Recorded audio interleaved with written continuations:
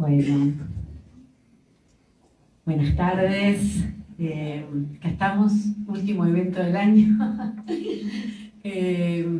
Bienvenidas, bienvenidos. Y bueno, ¿qué decirles? Una alegría estar presentando un nuevo libro de Calica, el libro original de Calica, de Ernesto Alché, que publicamos, fue uno de los primeros libros de la editorial. Y bueno, un libro que nos dio muchísima alegría y actividad, y hicimos muchísimas cosas con ese libro, que se tradujo en 16 países, 17, gracias. Él tiene mejor memoria que yo, eso seguro, y no sé, creo que 13 idiomas, bueno, una locura. Sí, 17 en diferentes idiomas. Claro, pasa que en algunos eran en diferentes países, por ejemplo, hubo una edición en Venezuela, una en España, digamos, en el mismo idioma. Claro. 17 países, pero bueno, Portugués, casi Portugal, 14 idiomas. Bueno, fue una locura todo lo que pasó con ese libro, la cantidad de veces que lo presentamos. Y bueno, y ahora estamos en esta nueva aventura que lo sumamos a Oche Califa, que además de ser un gran autor, también es un gran autor para lectores jóvenes, y es a quienes hoy queremos llegar con este libro. Entonces él nos ayudó en conversaciones con Calica para que el libro pueda llegar a este nuevo público al que nos dirigimos. Creemos que, bueno, es muy necesario que las ideas sigan circulando hacia las generaciones más jóvenes, que no se corte como esa cadena, y bueno, ciertos personajes como el Che, Ernesto, son personajes que su mensaje sigue vigente y tiene que seguir, y por eso quisimos hacerlo en esta versión. Si bien tiene cosas muy similares al otro libro, el lenguaje y la propuesta son muy distintas. Así que bueno, estamos súper contentos. La colección se llama ¿Cómo fue? La idea es que es una colección para lectores jóvenes, testimonial. La idea es que sean los propios testigos de la historia los que la cuenten y se la cuenten a estos jóvenes. Así que bueno, gracias Calica por volver a remangarte y trabajar. Empezamos con esto en pandemia, con esta idea, nos juntábamos con el barbijo y bueno, después de muchas idas y vueltas finalmente se dio, quedó este texto hermoso que hicieron junto con Oche Califa, y las ilustraciones también bellísimas de Gonzalo Galloso. Así que bueno, muy feliz, y también muy feliz con la mesa de presentación que tenemos. Los voy a presentar muy brevemente, después les voy a dar la palabra. La idea es que digan lo que tengan ganas y después conversemos un poco entre todos, y seguro que también de los que van a querer conversar con Calica y preguntarle cosas, lo vamos a poder hacer. Así que más o menos esa es la idea. Les voy a presentar a Oche Califa. Él es escritor, periodista, editor y gestor cultural. Publicó más de 20 libros para niños, niñas y jóvenes. Fue periodista de varios medios, entre ellos la revista UMI y Humor y los diarios Clarín y La Nación. Fue director editorial de Oxford University Press de Argentina, editor general de Ediciones Coligüe y director general de PAPA, Contenidos Editoriales. Durante más de 6 años ejerció como director institucional y cultural de la Fundación El Libro y director de la Feria Internacional del Libro de Buenos Aires. En Marea también es autor de Canto Rebelde, que lo publicamos en 2021, y un próximo libro que viene el año que viene, en 2025, que creemos que se... No decimos porque hasta último momento siempre estamos cambiándole el título, se nos ocurren nuevas propuestas, así que bueno. Pero bueno, también sigue indagando en la canción popular. Enrique Arrozagaray es periodista, ha publicado en diarios zonales, regionales y nacionales como Tiempo Argentino, Perfil, Clarín, Página 12, Miradas al Sur, y en revistas como Caras y Caretas y La Maga. Es autor de numerosos libros, entre los cuales Biografía de Azucena Villaflor, creadora de las Madres de Plaza de Mayo, Rodolfo Walsh en Cuba, Rodolfo Walsh de dramaturgo a guerrillero, Josefina Pepa de Noia, una madre de la primera hora, René Salamanca y el clasismo, Lucha y vuelve, y el último de este año, Sindicalismo y resistencia. Y Luis Sarranz es periodista, licenciado en Comunicación por la Universidad Nacional de San Martín y magíster en Comunicación y Derechos Humanos por la Universidad Nacional de La Plata. Fue coordinador de prensa de la Asociación Madres de Plaza de Mayo y director de la carrera de Comunicación Social en el Instituto Universitario Nacional de Derechos Humanos Madres de Plaza de Mayo. En Marea publicó la compilación No nos han vencido, a 45 años del golpe, en 2021, y Vivir sin tener precio, presente y futuro de la Revolución Cubana 2023, que hace un año lo estábamos presentando acá. Así que bueno, Luis, te doy primero la palabra a vos. Muchas gracias. Agradeciendo y celebrando esta invitación, esta iniciativa y este libro, por supuesto, que es tan bello, que tiene este título tan maravilloso, El mundo por delante. Me parece que también ahí está un poco sintetizada la propuesta que se expresa en el libro. La verdad que para mí es un placer inmenso poder participar en esta presentación. Quiero felicitar a los autores, Kalika, Oche, por este libro maravilloso, que además está excelentemente bien escrito, y me parece que es una interpelación muy interesante para las generaciones más jóvenes, ¿no? Para los jóvenes. Me pasó, voy a contar una anécdota personal, lo estaba leyendo estos días y lo había dejado en una mesa ratona ahí en living de mi casa al lado del sillón, y lo agarró mi hija, Luna, que tiene 9 años, y lo empezó a chusmear y se interesó con las partes que tiene como historieta, ¿no? Y empezó a mirar, me empezó a preguntar un poco por la historia del personaje que estaba relatando en el libro, por lo cual, es un buen augurio respecto de cómo llama la atención y de lo que cuenta. Y además, el libro es de alguna manera una celebración de la amistad, ¿no? De esa amistad tan fecunda entre Kalika y Ernesto, esa amistad que se extiende por los tiempos, que se extiende por los años. El poeta Leandro Gabilondo tiene un poema que dice que la amistad sostiene el mundo. Y me parece que de alguna manera eso está expresado también acá en el libro.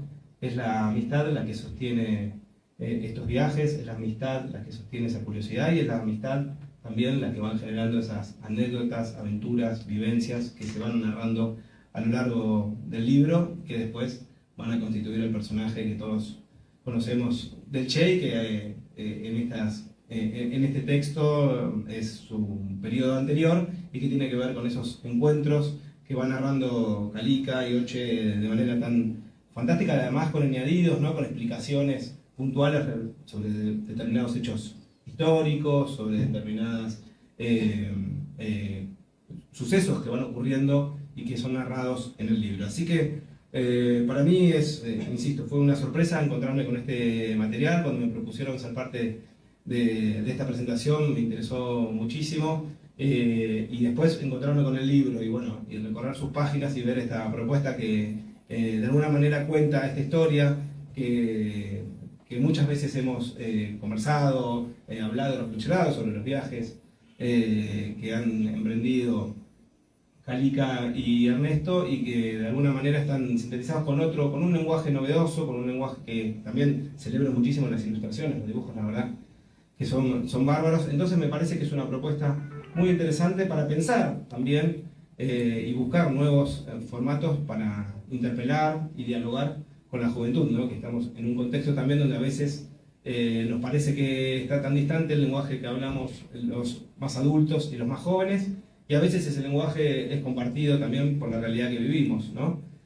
Muchas veces pasa eso. Y también se expresa y aparece en el libro dos elementos insoslayables y realmente muy potentes, que son, por un lado, el carácter, la personalidad de Ernesto, del Che, sus convicciones, en pequeñas anécdotas que va contando Kalika y que son, digamos, de alguna manera representativas de su personalidad, de su forma de ser, y que después se van a manifestar en este personaje histórico que tanto admiramos y que tanto reconocemos, ¿no? Y que va a ser protagonista de la Revolución Cubana. Y por otra parte, me parece que también se expresan ahí muchas vicisitudes y situaciones de América Latina, ¿no? El continente más desigual del mundo, y que de alguna manera también nos interpela a la América Latina de hoy, ¿no? Porque muchas de las situaciones que se van narrando dialogan de distinta manera con nuestro presente, con este contexto tan difícil, tan complicado que nos toca vivir y que también implica un desafío enorme, ¿no? Para emprender nuevos viajes, para emprender nuevas aventuras, para emprender nuevos sueños y, por supuesto, intentar materializarlos con este sustento, ¿no? Del que habla el libro, que, como decía anteriormente, es la amistad. Me parece que ahí hay una clave también para pensar la época y para protagonizarla. Así que celebro muchísimo este libro, esta invitación, y bueno, muchísimas felicitaciones a los autores y a la editorial. Muchas gracias. Un par de cositas antes de darle la palabra a Enrique, que me hiciste acordar. Una es que las ilustraciones de Gonzalo Galloso son collage, son maravillosas porque lo que ha hecho, teníamos muy buenas fotos, entonces en un punto era como una lástima también hacer un libro solo con dibujos, entonces él lo resolvió haciendo unos collages maravillosos que después lo pueden hojear. Y otra cosa súper interesante, que esto lo hacemos siempre en la colección, son estas intervenciones de novela gráfica. En cada capítulo hay como alguna anécdota o alguna situación que queremos resaltar y está hecho a modo de pequeña novela gráfica, también mezclando foto y dibujo. Así que bueno, están muy buenos. Y otra cosa, otro elemento que tomamos también para ir dialogando con otros lenguajes fue la música. Como saben, hay muchas canciones sobre el Che, tanto las clásicas, Hasta siempre compañero, que es la favorita de Calica, Hasta siempre comandante, perdón. Ves que él es el que tiene memoria, yo soy un desastre. Pero bueno, hay muchas también de bandas de rock, de bandas melódicas. Bueno, realmente hay un montón. Hicimos una playlist súper completa y bueno, están por ahí desperdigadas en el libro y son como distintas miradas de distintas generaciones y con distintos lenguajes poéticos sobre el Che. Y sobre el título, que lo destacaste, también es un título bellísimo que parece insuperable, pero en realidad teníamos otro título bellísimo que también parecía insuperable, pero lo terminamos cambiando porque justo salió un libro con el mismo título. Sí, posterior, ¿no? Era La vida por delante, que también era muy bonito y con muchas resonancias. Nada que ver, un libro de cuentos de Magali Echevarri, muy lindo. Pero bueno, nosotros ya lo teníamos el trabajo, como te digo, desde la pandemia y fue como, uy, no, y ahora tenemos que resignar este nombre maravilloso y bueno, y surgió este que también es maravilloso. Así que bueno, ahora sí, dejo hablar y le doy la palabra a Enrique. Muchas gracias.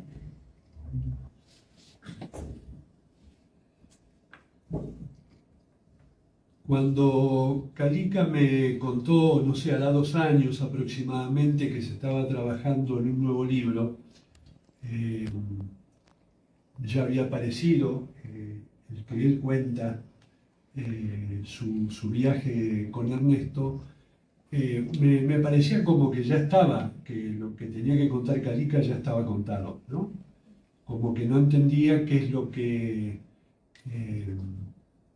faltaba, qué es lo que aportaba este nuevo trabajo. Y cuando me lo mandaron, bueno, ahí me di cuenta. Es decir, es contar esa aventura. Esa palabra se la escuché muchas veces a Carlos, aventura, y calificándolo a Ernesto como un aventurero, y él también, un aventurero. Lo que faltaba era contar lo mismo, pero de una manera tan particular como está contado en este libro, con una franja de edad a la que pretende llegar, me parece a mí, que es a los chicos y muchachos, no sé, tal vez de 12 a 20, una franja así, no sé, se me figura a mí, Por supuesto que este libro le sirve a cualquiera, a cualquier adulto también, pero me parece que está destinado a que la enorme presión liberal que tiene la camada actual de muchachada tenga de alguna manera alguna otra opción, ¿no? Y hay un enorme nivel de veracidad, eso, bueno, es innegable si está Calica hablando. Hay un enorme valor en todos los relatos que aparecen acá, que por supuesto es imposible contar en 100 páginas, en 120 o en 200 o en 500 lo que fue ese viaje que hizo Ernesto con Calica por América Latina, porque hay tantos detalles y tantos vericuetos que es imposible volcarlo en el papel todo. Yo tengo el gusto de conocerlo a Carlos hace casi 20 años. Nos conocimos en la Feria Internacional del Libro de Caracas en el 2007. Yo caí justo a un stand en donde iba a presentar un libro al día siguiente, entonces quise ir a ver el día anterior dónde estaba el stand, por ubicarme nada más. Y ahí había un señor parado esperando, yo no lo sabía, esperando a que se presentara su libro. Ese señor era este que está acá al lado, con 17 años menos, está igual. Y tenía todo un ejército de panelistas para acompañarlo en la presentación, incluso alguna autoridad, que yo no voy a recordar el nombre, alguna autoridad de Venezuela había en esa mesa. Y no sé si Calica recordará esto, pero yo sí. No le habían puesto silla a él.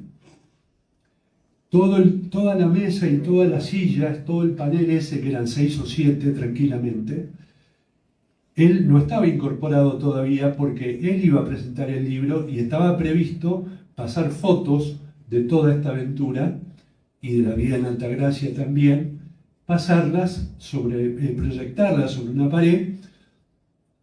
Es posible que hayan pensado que él iba a estar parado todo el tiempo, hablando sobre las fotos, pero no le habían puesto una silla a él, esa es la verdad. Después hicieron una movida rápida, apareció una silla y la pusieron, ¿no?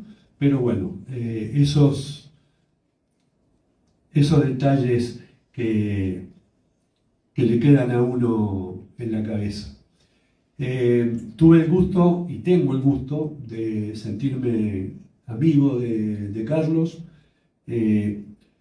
una relación que fue construida trabajando, porque yo pretendí sacarle el jugo a Carlos, todo lo que pude, y sigo pretendiendo. Acá hay 2 personas de Avellaneda que no pueden dejar de asentir con lo que digo. Lo he llevado a todas las escuelas posibles, grandes, medianas, chicas, centros culturales, clubes, juntas vecinales, unidades básicas, organizaciones de otras fuerzas políticas.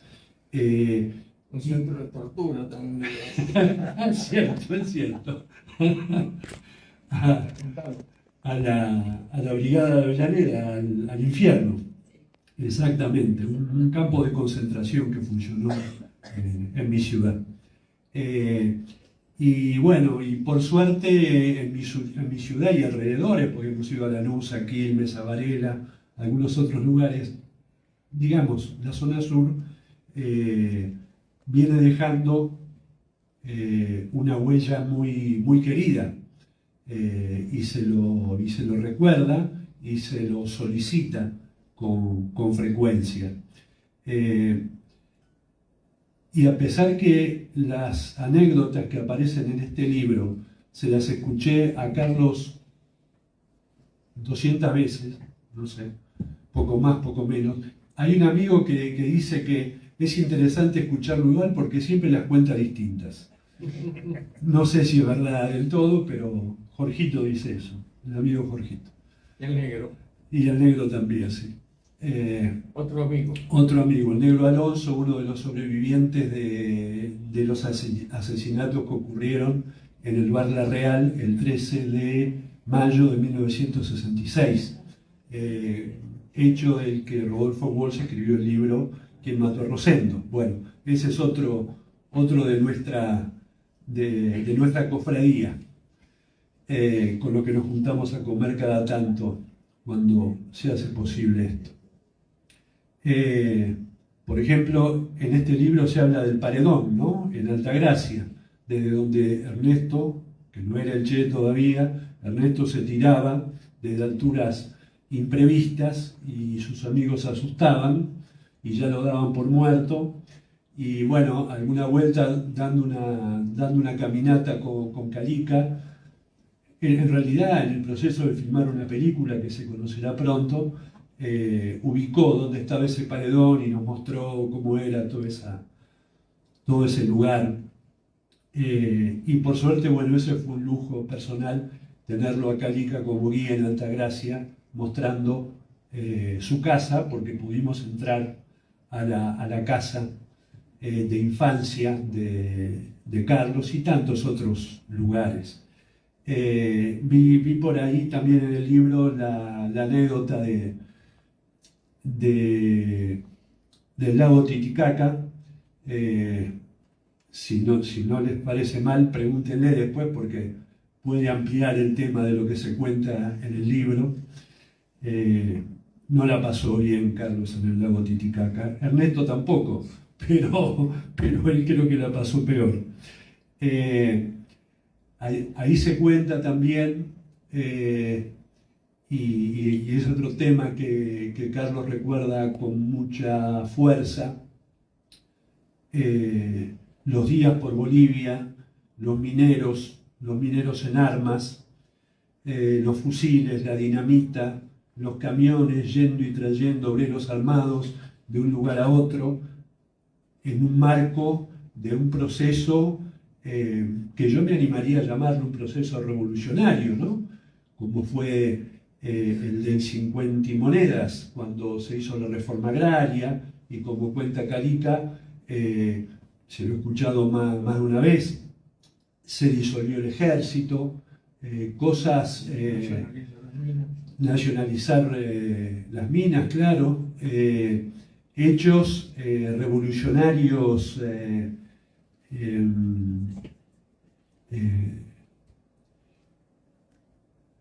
a ver cómo decirlo, que golpean en el corazón del imperio, del imperialismo, ¿no?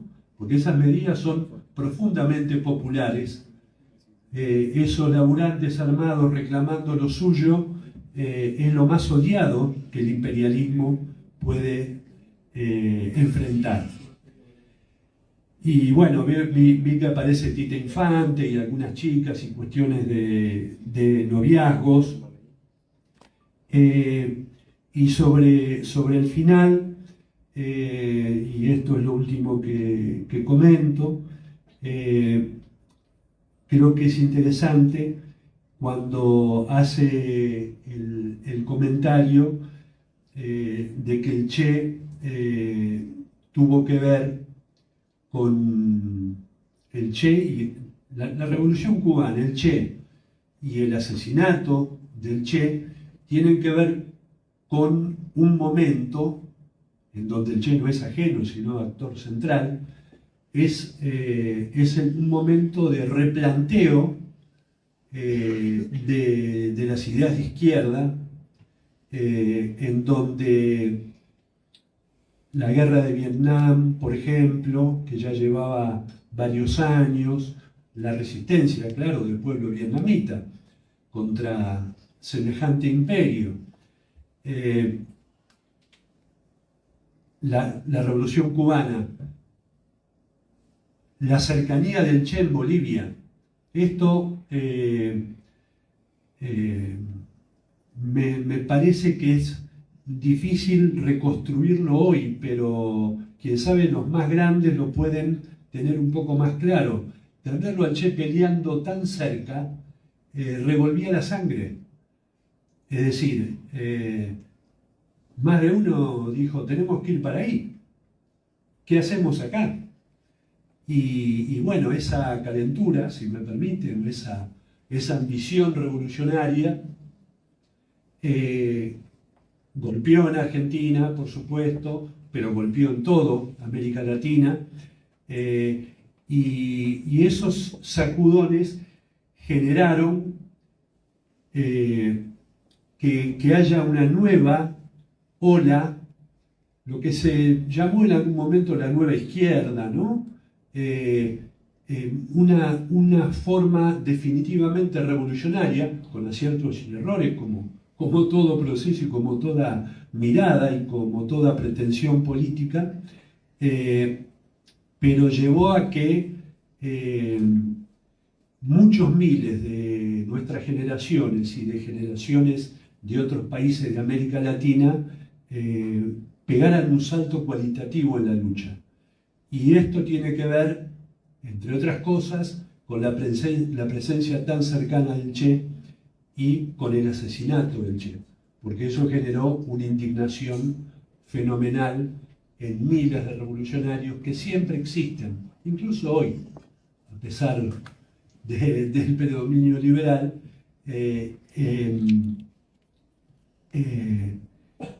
La predisposición de miles de jóvenes y no tan jóvenes revolucionarios por pelear por lo que hay que pelear, y alguna vez hasta que se gasten todas las balas. Bueno, gracias a Calica por el libro una vez más.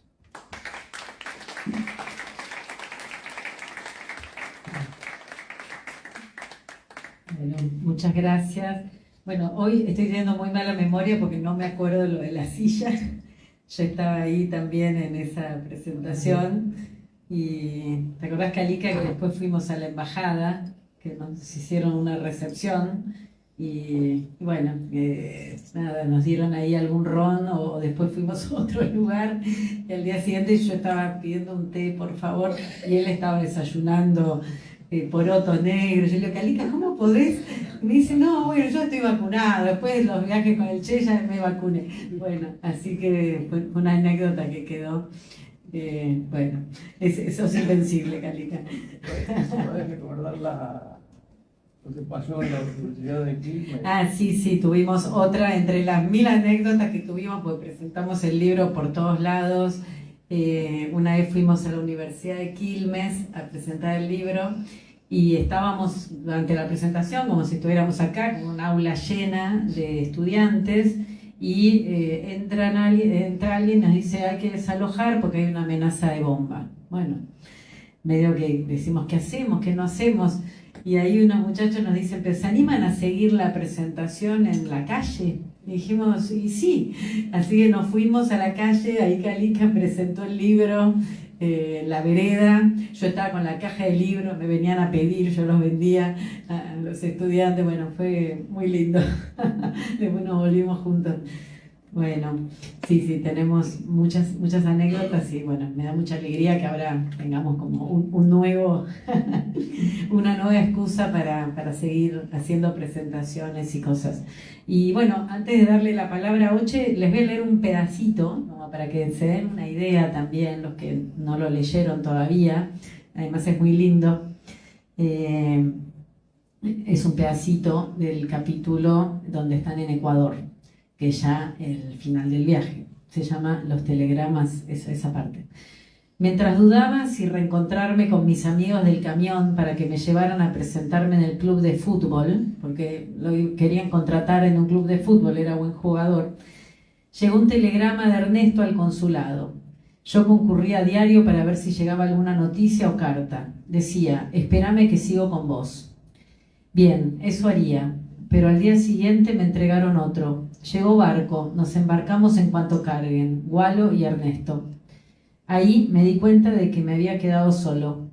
Además, yo ya no quería volver a Guayaquil a esperar el próximo barco para Panamá, sino seguir a Venezuela a reencontrarme con Granada y conseguir trabajo. Así que esta vez las cosas habían cambiado de manera absoluta. Estaba en una encrucijada de caminos que se bifurcaban. De todos modos, yo había aprendido a viajar, Ernesto me lo había enseñado y podía hacerlo solo. Además, pensé que él, después de Guatemala, recalaría en Venezuela. Era cuestión de meses. No sospechaba que me estaba separando para siempre de Ernesto. Bueno, ahora sí, Oche. Veo que todo se reclina hacia el anecdotario y también insoslayablemente hacia lo político por la dimensión de uno de los dos. Primero que nada, yo tengo que agradecer el convite, la ocurrencia de Constanza y la aceptación de Calica para este emprendimiento. Y sobre eso hay dos resultados, uno que es para todos, que es el libro, y otro que es para mí solo, que es haber conocido a Calica, ¿no? De todos modos, aquí Enrique señaló uno de los tópicos centrales de este libro, que es el de la amistad, ¿no? Calica señala dos, señala además la aventura, ¿no? Un libro de aventura y amistad. Y yo agrego también, y de coraje, porque no eran los años de los mochileros de los que vinieron 10 o 20 años después, ¿no? Una América Latina que había que descubrir. Esta es una generación que prácticamente produce el descubrimiento de América Latina. Antes América Latina existía para muy pocas personas. De hecho, en el primer viaje ocurre que Granados y el Che pensaban terminar en París. Ese era un destino para los argentinos. Y empiezan a descubrir América. Y después, con Calica, es el segundo descubrimiento de América. La generación que vendrá y que la figura de Guevara empuja es que existe América Latina. Es decir, no existe, se construye América Latina, ¿no? Así como los europeos han construido Europa, ¿no? Al extremo de que cuando yo era chico nos hacían creer que Europa era un continente, ¿no? Cosa que no es así, ¿no? Es una gran península asiática. Y bueno, y ahora existe América Latina, es otro de los méritos de esa generación. Ustedes saben que para los paleoantropólogos hay un enigma. Ese enigma es una condición del hombre, no tiene manera de responderse, y que es además pertenece también ya a las especies existentes. No me refiero al desarrollo del lenguaje ni a la capacidad de construir herramientas, sino a esa decisión de expandirse por el mundo, ¿no? Eso llega a cubrir la especie humana todo el planeta, incluso lugares inhóspitos. En algunos casos hay respuesta porque dicen, bueno, pero aquí estuvo, porque acá está el hombre hoy, porque cuando llegó no era cambio climático, transformó el lugar. En otros casos dicen, bueno, acá llegó porque fue detrás de las manadas. En otros casos está porque fue empujado por grupos dominantes. Pero hay momentos que no hay manera de explicar eso. O sea, ¿por qué se lanzaron grupos completos con niños, con mujeres, en embarcaciones precarias sin ver qué había del otro lado, ¿no? Sin saber si se podía regresar, ¿no? Todo eso no tiene explicación, pero las culturas humanas fueron dándole una explicación, construyendo mitos, y hay uno muy bueno, que es muy propio de nuestro subcontinente, que es de los guaraníes, que ellos dicen que los guaraníes buscan la tierra sin mal.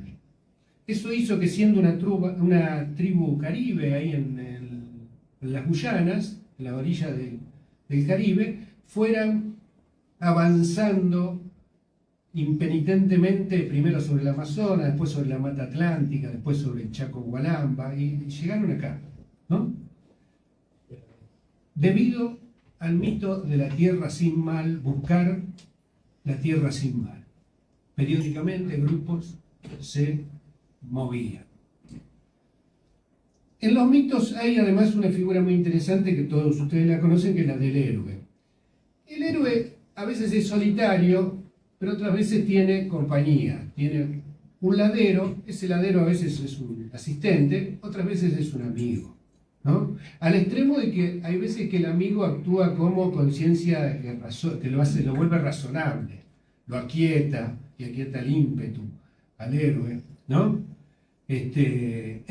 Todos conocemos nosotros, por ejemplo, la cultura popular norteamericana, por las películas, por las historietas, y ahí hay un héroe que es solitario, que es el sheriff, ¿no? Él enfrenta solo a la gavilla. Bueno.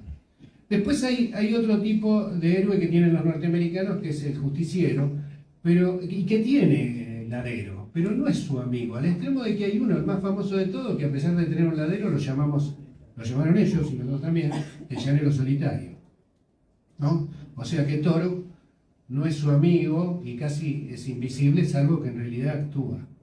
El zorro tiene a un valet que le sirve la comida, le plancha la ropa y después resulta que se espía de él.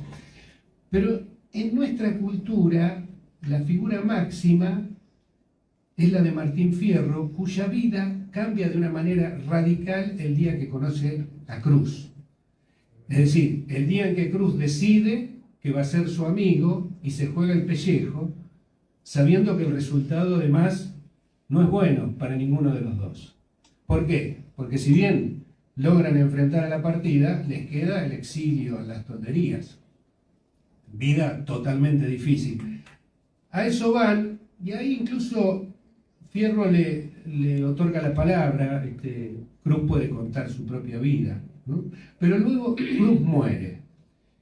Y ahí no tiene destino Fierro, porque él va a morir de manera paupérrima entre los indios, hasta que un día oye lamentarse a una cautiva, y entonces decide actuar.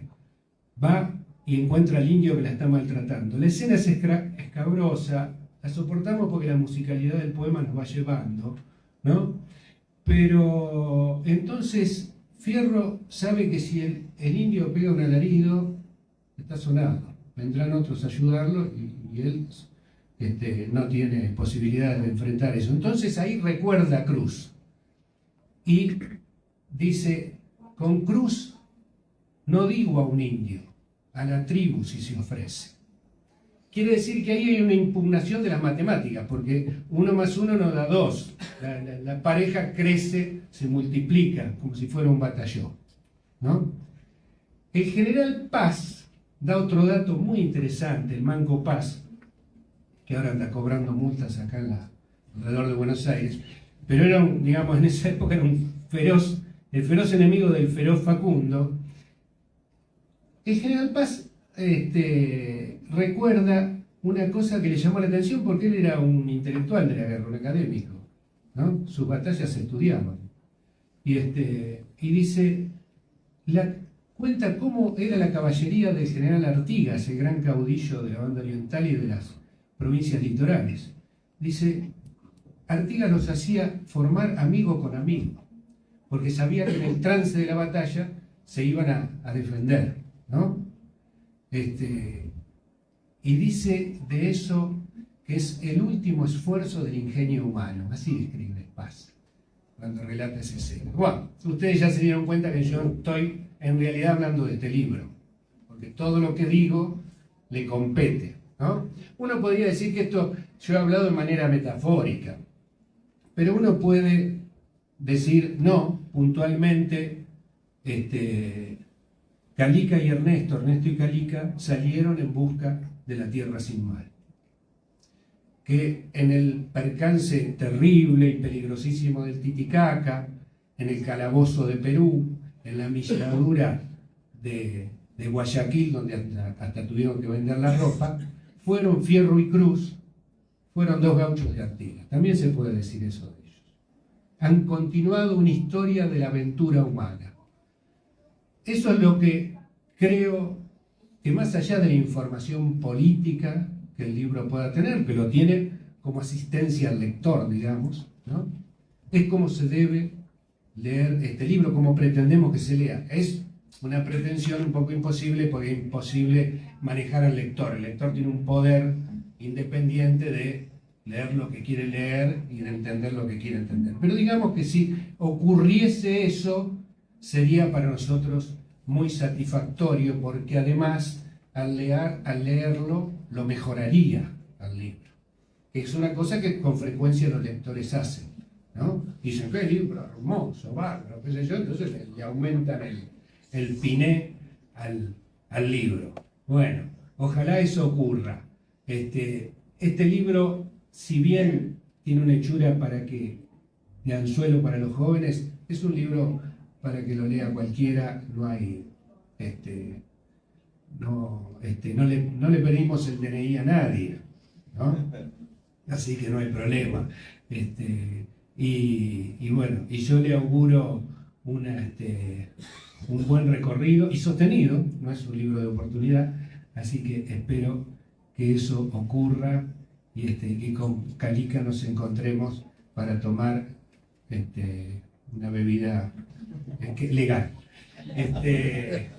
Nada más, muchísimas gracias por haberme escuchado.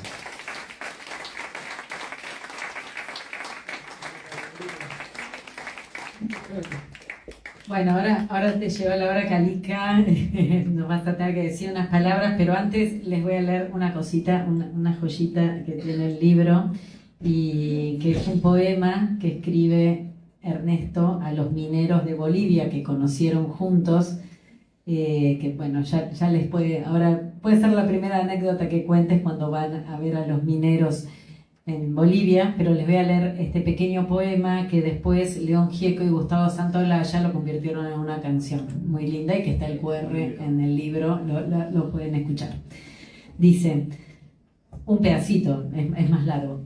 Son los mineros que llegan, son los mineros del pueblo, son los hombres que se encandilan cuando salen al sol. Por la boca del trueno se oye volar el valor. Son los mineros de acero, son el pueblo y su dolor. 100 y 1000 truenos estallan y es profunda su canción. Bueno, ahora Calica, empezá si querés contándonos esa anécdota cuando fueron a conocer a los mineros a la mina de Bolsa Negra, ¿no?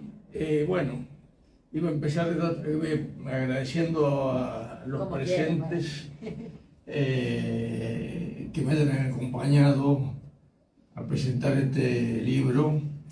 Y bueno, primero que nada, decirles si quieren hacerme cualquier tipo de pregunta sobre lo transcurrido en esta etapa tan importante de mi vida, pero voy a empezar leyendo el prólogo de este libro. ¿Por qué este libro? Esto es para quienes se preguntan quién fue el Che cuando lo nombran en charlas, discursos, canciones, o cuando lo ven en películas, remeras, afiches y pancartas. Este personaje, mejor dicho, esta persona, es una leyenda que no han podido borrar a pesar de los intentos del Imperio del Norte. Y lo agrego. Al contrario, la figura del Che crece, crece y crece. Esta historia de aventura y amistad intenta retratarlo de la manera más fiel posible, pero muestra que quien está en las imágenes y los relatos heroicos también fue un chico y un joven de carne y hueso. De él fui su amigo compañero desde la infancia hasta el segundo y último viaje por los caminos de América Latina. En realidad la amistad perdura porque su memoria late en mí. En realidad la amistad perdura porque su memoria late en mí. Agradezco a Constanza Brunet por la idea de este libro y a Ochi Califa por darle forma legible a mis recuerdos y pensamientos. Bueno, también antes de, digamos, de que empecemos con unos cuentos que creo que son interesantes, parecería que cuando hablamos del Che, estos relatos borrarían un poco la verdadera historia de Ernesto. Entonces quiero agregar esto. Algunos relatos heroicos de su vida azarosa. 39 años tenía cuando lo mataron. Fueron etapas muy importantes. Primero, Ernesto padre decía, y seguro que fue así, que Ernestito, como decía él, hizo sus primeros entrenamientos en las sierras de Altagracia. Fue su primera parte del entrenamiento como combatiente. Yo quiero resaltar que la gente sepa lo que fueron los 6 días de navegación por el Caribe junto a 80 valientes bajo el comando del comandante Fidel Castro, lo que fue ese viaje. Si ustedes han conocido el Museo de la Revolución en Cuba, está el yate ese, y es imposible que, bueno, cuando lo probaron era una maravilla, pero cuando se subieron los 81 personas que iban, el barco era una cosa, una cáscara de nuez, y en vez de tardar 2 días como pensaban, o inclusive uno de los combatientes cayó al agua y Fidel no quiso seguir hasta que no lo encontraran. Tardaron 6 días.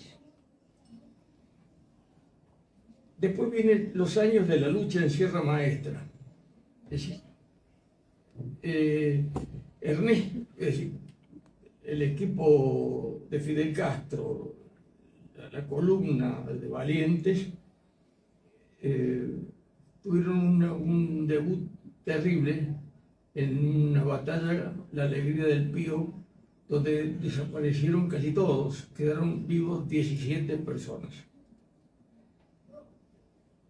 Después es notoria la importancia que tiene Ernesto en la construcción de la Revolución Cubana, haciendo tareas trascendentes como ministro, embajador, etcétera, etcétera, etcétera. No nos olvidemos tampoco de lo que fue el tiempo que estuvieron en el Congo belga. Con situaciones increíbles, en el sentido de que era imposible vivir, y así terminó ese episodio. Y bueno, por último, por su intento en Bolivia, llegamos a La Higuera, desgraciado final, asesinado por un sargento que debió ser emborrachado para matar la sangre fría. Y ahí es cuando el Che nace, no muere.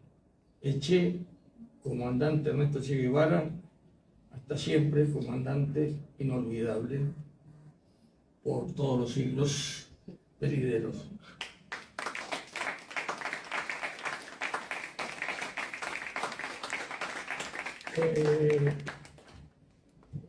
Una anécdota graciosa que contó una parte de Constanza fue que cuando estuvieron en Quilmes, la invitación me la hizo un empleado de la embajada cubana, que no fue, no sé por qué no fue. Entonces al día siguiente me acuerdo que le empecé a decir: pero vos, ustedes los cubanos, ¿qué clase de combatientes son? No le puedo decir las malas palabras que le dije. No sé qué problema había tenido. Hoy en día, hace poco tiempo, me llamó para hacerme acordar de ese momento, que fue en el 2006, 2007, por ahí. Bueno, también se habló de que acá tocaron varios temas, ¿no? ¿Quién dijo que lo contara? Cuando... Lo de Titicaca. No, antes quiero contar una cosa que es parte de la personalidad de Ernesto. Ernesto era un aventurero, como era yo. No lo sabía hasta que lo conocía a él y salí de viaje. Ernesto, sus padres habían decidido irse a vivir a Caraguatay, un lugar que conocí hace poco tiempo, donde debe haber sido una vida muy difícil. No había autoridad. Ahí se mezclaban paraguayos, brasileros, argentinos, etcétera, etcétera. Y ahí Ernesto es concebido, y cuando llega el momento de que se aproximaba el parto, deciden volver a Buenos Aires, para lo cual toman un barquito que hacía la trayectoria, pero a la altura de Rosario se precipitan las cosas, y es por eso que Ernesto nace en Rosario, hincha de Rosario Central, y de cuanto personaje destacado, me imagino cómo estaría ahora con Messi, y de otros personajes como boxeadores. Cuando estábamos entre amigos, Ernesto decía, che, vamos a Luna Park, ¿sabes por qué quiero? Porque pelea un rosarino. Ernesto, a pesar de que tuvo muy poco tiempo en Rosario, pues después de grande estuvo, valga las circunstancias, habían hecho dedo de Buenos Aires a Córdoba, un camión nos levantó. En un momento dado tuvieron que bajarle, por idea de ellos, bajarle las gomas porque el camión no pasaba por bajo un puente. Entonces el camionero se armó con ellos, qué sé yo. Dice Ernesto cuenta, nos invitó a comer, debe haber tenido una pérdida espantosa porque comimos como por lo que somos, tanto Granado como yo, y estuvo en Rosario vendiendo sandías y melones en la calle. Así que esa fue la última vez que yo creo que Ernesto estuvo por Rosario. En el viaje que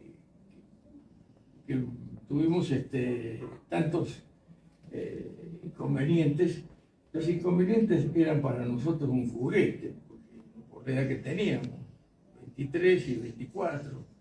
Ernesto recién se había recibido de médico. Y nos pasó una cosa muy graciosa. Estábamos en Puno para tomar un tren para ir a Cusco. Una trayectoria de 8 horas más o menos. Y fuimos a sacar pasaje, no había nadie, y estaba un vuelo totalmente solitario, y el tipo de la ventanilla no quería vendernos pasajes en segunda. Nosotros sabíamos por qué, porque habíamos visto cómo subían al tren las collas con la cría acá, las patadas que les daban borrachos la gente del ferrocarril. Bueno, grandes discusiones, hasta que el tipo dijo, bueno, acá está, aquí tienen los pasajes. Bueno, terminó el problema, Ernesto se sienta, se pone a escribir, yo andaba caminando por ahí, y se me acercan dos tipos, de traje. Me dice, ¿ustedes van a viajar en primera? ¿En segunda? Íbamos, sí, íbamos. Entonces yo le digo, pero ¿por qué no me dejas de joder? Ya estoy harto. Yo decía, no, un momentito, somos detectives peruanos. No, pasaporte, porque era una cosa muy importante. Ese pasaporte, mi hija que está acá presente, lo ha visto, está en el Museo de la Revolución. Yo lo doné para que supieran exactamente por los lugares donde anduvo conmigo Ernesto. Y así que me dice, bueno, ustedes, no sé si los dos presos que teníamos que llevar a Cusco se han escapado. Así que tenemos 2 pasajes en primera. Yo les propongo que vendamos los pasajes que ustedes han sacado en segunda, mitad y mitad, y ustedes suben como presos. Nos miramos con Ernesto, nos pareció un buen negocio. Bueno, cuando llegó la hora dijo, bueno muchachos, no le habíamos dicho la verdad. Tienen que subir esposados. De manera que yo subí Che Guevara, comandante Che Guevara, esposado y yo también a un tren de primera de Puno a Cusco. Cuando nos sentamos, como siempre la gente solidaria con los desgraciados, señor maestro, ¿quiere una papa a la huancaina, un pedacito de pollo? A los policías nada.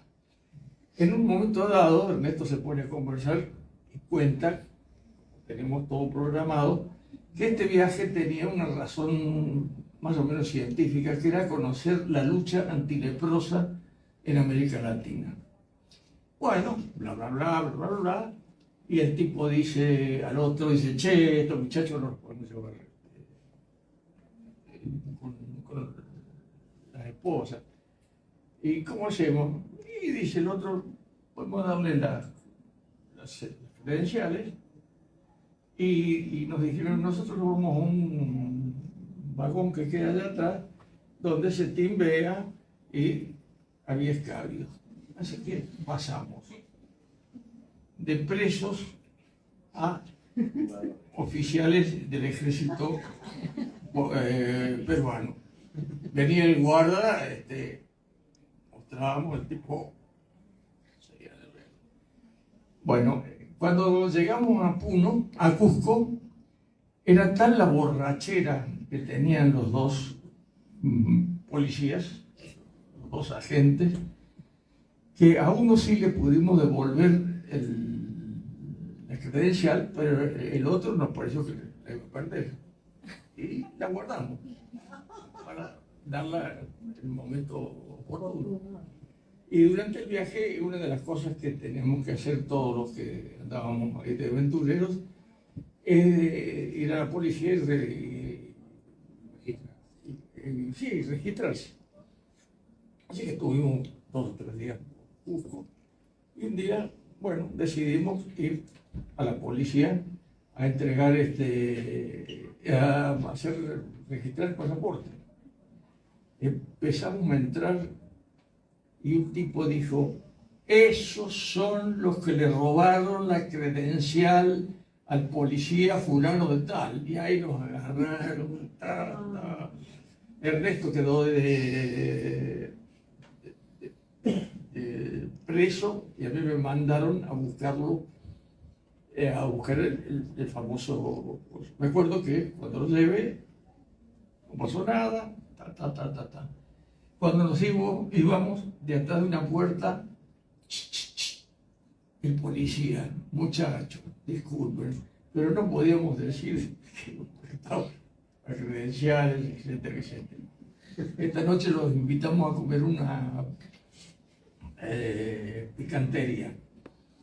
Bueno, me acuerdo que el resto era así. En la picantería me avivo, estábamos comiendo todo con picante, de que había una especie de artificio.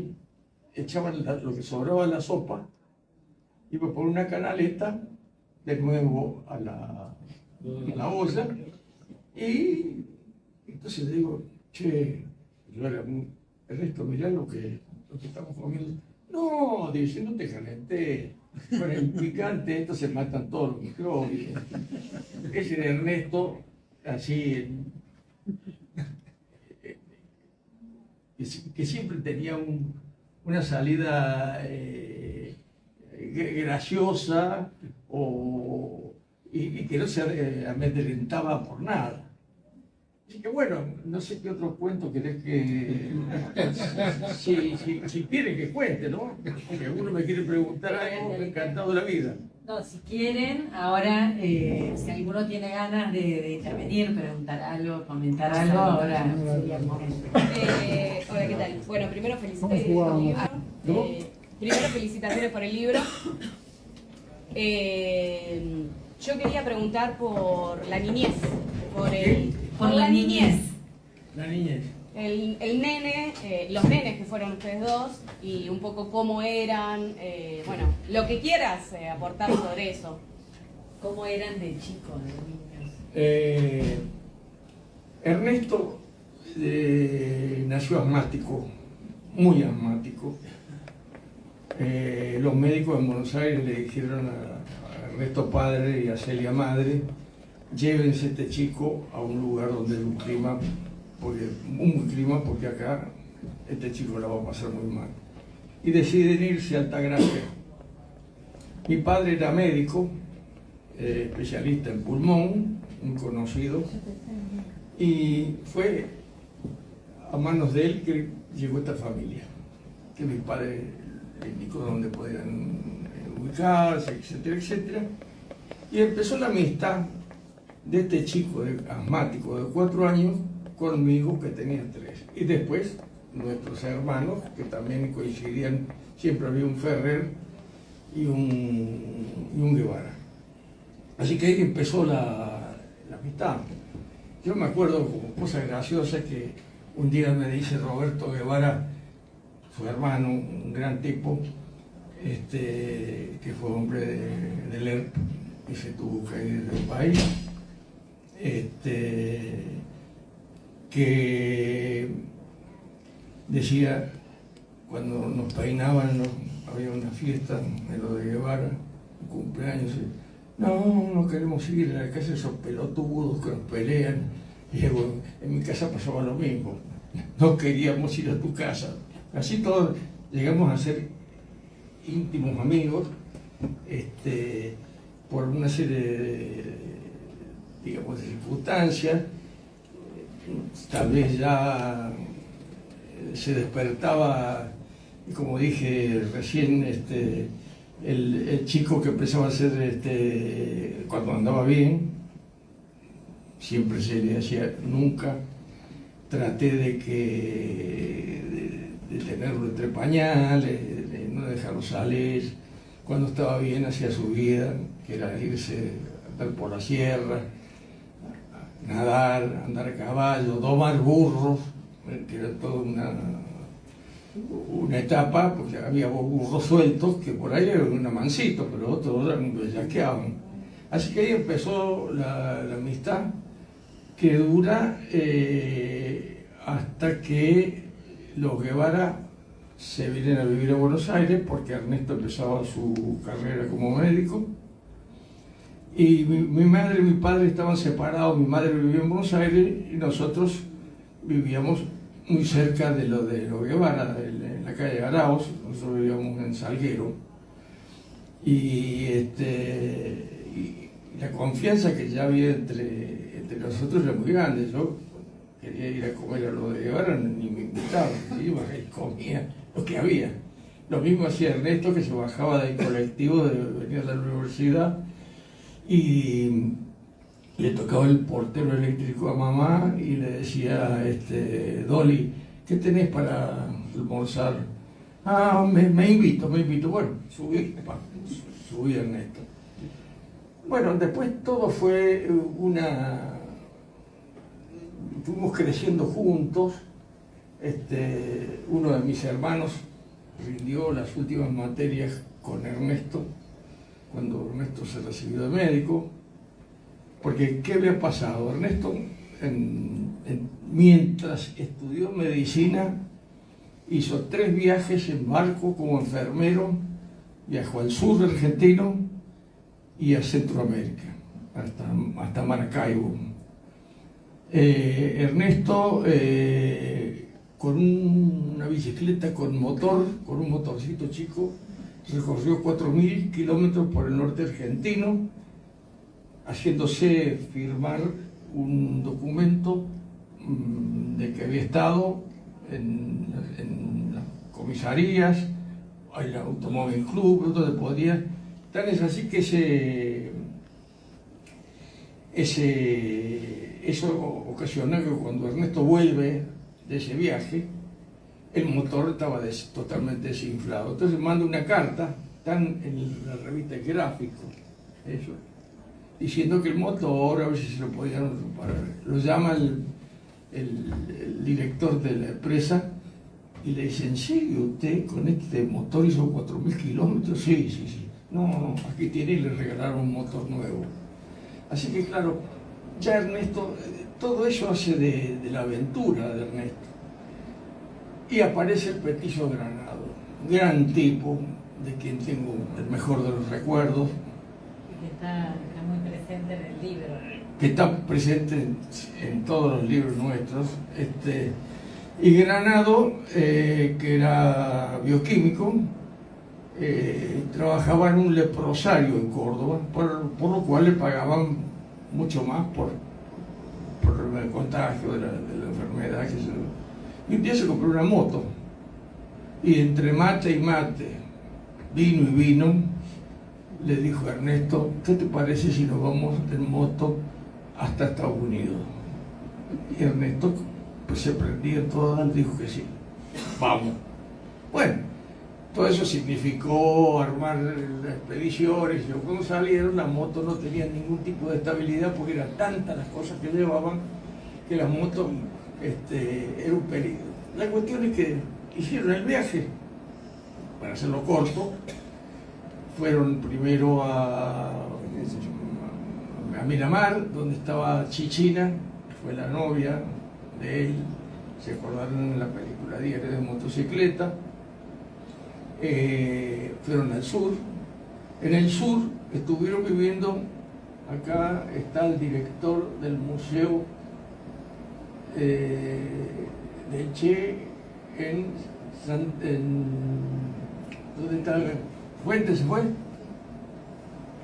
Bueno, donde el museo sobre el Che y Granado, en San Martín de los Andes. Ahí tuvieron unos días, empezaron a viajar, y en Chile, en Santiago de Chile, la moto dijo: basta, no sirve más. Entonces tuvieron que ingeniárselas muy rápido, ¿no? Para seguir. No era cuestión de volverse después todos los viajes, todas las despedidas, qué sé yo, volverse como perdedores de Chile. Entonces, lo primero que hicieron, se metieron en un barco que iba cargado de sandías y melones, como polizones. Claro, se dedicaban a comer sandías y melones todo el día, y las cáscaras las tiraban. Un día el capitán parece que se avivó con toda la basura que había y los descubrió y los rajó. Adiós.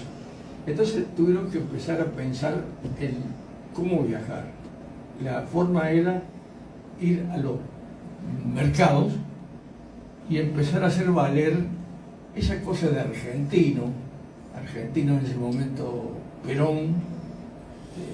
La gente nos decía: qué suerte que tienen ustedes los argentinos de tener un presidente que no se haya dejado manosear por norteamericanos. El cine, era increíble lo que el cine argentino había producido en América. El tango, escuchaban un cantante, decía fulano de tal, con la orquesta tal. Engancharse un camionero que iba para ese lado. Entonces el camionero decía: bueno, ¿cómo pasa conmigo? Uno acá adentro, al lado mío, y otro en la carga. Así que viajábamos así. Y así, muy lentamente, ellos hicieron Chile, el norte de Chile, Perú, Ecuador, Venezuela, Colombia, Venezuela, y ahí se separaron porque Ernesto tenía que volverse a estudiar, a dar las 13 materias que le faltaban. Pero consigue, típico de aventurero, un avión que llevaba y traía caballos de carrera entre Caracas y Miami. Ernesto, no sé cómo consigue lugar y se va unos días a Miami, con la idea, después de irse por su cuenta, irse a Nueva York. Pero en una comida a la luz de la luna, en una playa, Ernesto, con otros estudiantes norteamericanos, se le ocurre hablar del imperio capitalista. Las cosas que dijo, aparentemente no pasaba nada. Pero al día siguiente, policía, le dijeron, usted no se puede mover de 1 kilómetro alrededor del avión que está reparando para volverse. Así fue. Ernesto vuelve a Buenos Aires, imagínense el acontecimiento con todos los amigos, contame, te cuento.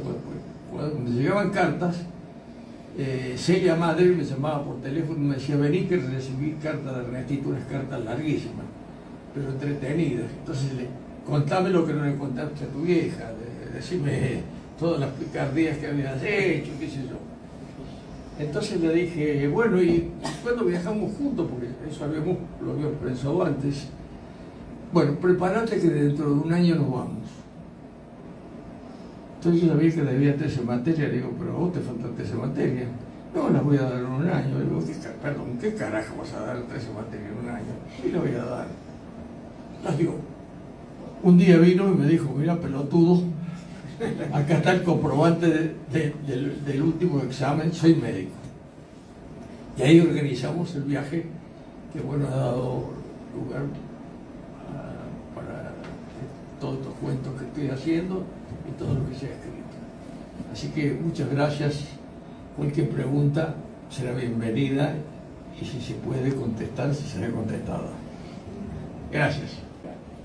Bueno, ahí conocí a Andrés Arneri en las rondas, el escultor, ¿no es cierto? Que hizo la estatua, juntamos llaves. 9 toneladas de bronce. Sí, juntamos entre todos, así es, y yo pude viajar a Rosario en el 2005. ¿Usted estuvo cuando la inauguración? Sí, conocí a los hijos que estuvieron allá, ¿no es cierto? Ganado también estuvo. Sí.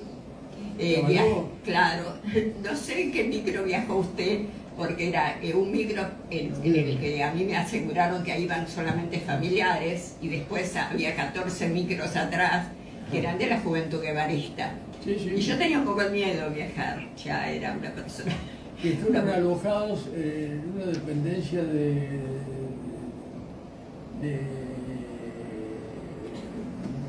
¿cómo se llama?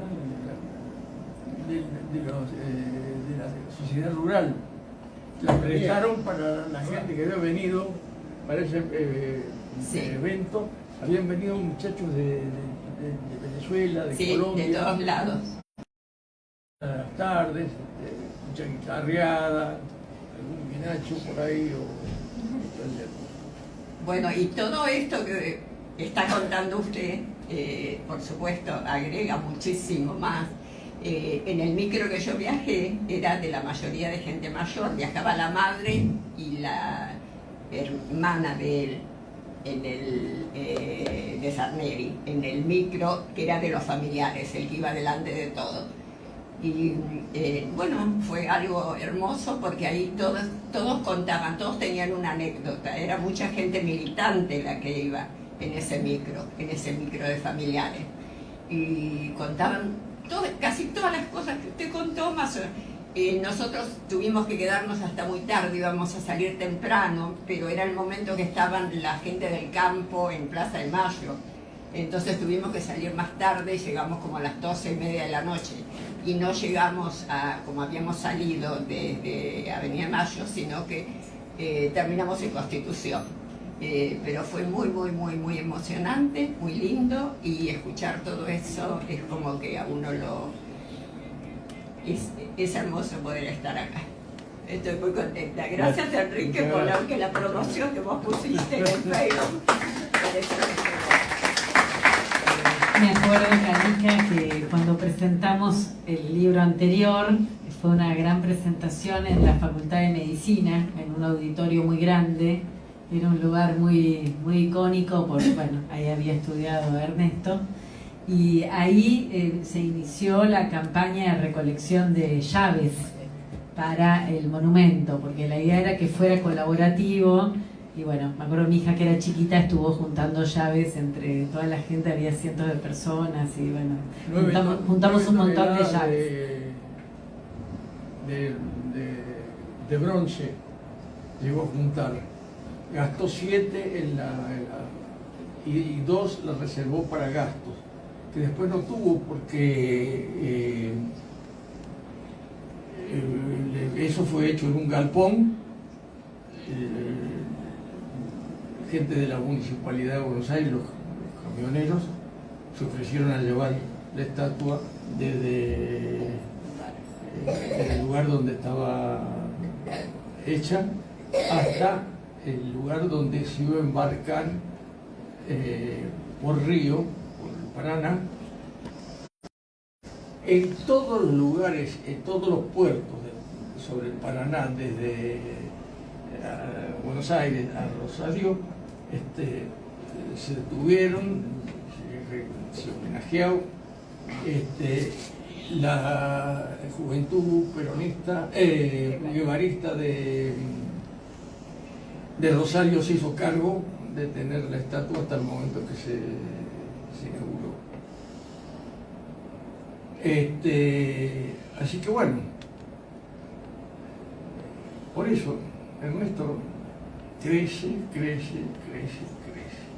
No será olvidado nunca más.